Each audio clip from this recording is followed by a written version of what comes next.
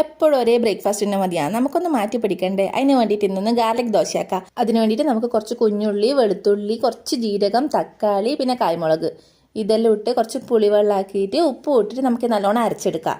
ഈ അരച്ചെടുത്ത ശേഷം അതവിടെ മാറ്റി വെക്കുക. എന്നിട്ട് ഒരു ചീൻചട്ടി ചൂടാക്കിയിട്ട് അതിൽ വെളിച്ചെണ്ണ ഒഴിച്ച് കടുകും പൊട്ടിച്ച് നമ്മൾ ഈ അരച്ച് വെച്ച കൂട്ട് അതിൽ ഒഴിച്ചിട്ട് നല്ലോണം ഇളക്കി കൊടുക്കുക. ആദ്യം ഹൈ ഫ്ലെയിമിലും പിന്നെ കുറച്ച് ഫ്ലെയിം കുറച്ചിട്ടും ആക്കി കൊടുക്കുക. അതിന് ശേഷം നമ്മൾ ദോശക്കൂട്ട് ആദ്യം റെഡിയാക്കി വെച്ചിട്ടുണ്ടായിനി അതെടുത്തിട്ട് നമ്മൾ ദോശക്കല്ല് നല്ല നേർങ്ങനെ പരത്തിയെടുക്കുക.